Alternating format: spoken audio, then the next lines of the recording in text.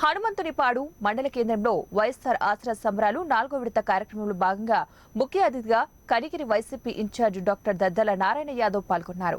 ఈ సందర్భంగా ఇన్ఛార్జ్ నారాయణ యాదవ్ మాట్లాడుతూ ఆంధ్రప్రదేశ్ రాష్ట్రంలో వైసీపీ ప్రభుత్వం రాకముందు 27,000 కోట్ల రూపాయలు పొదుపు సంఘాలు రుణాలు ఉన్నాయని, వాటన్నిటిని కూడా 4 విడతలుగా జమ చేసి ఇచ్చిన మాట నిలబెట్టుకున్న ఏకైక ముఖ్యమంత్రి వైఎస్ జగన్మోహన్ రెడ్డి అన్నారు.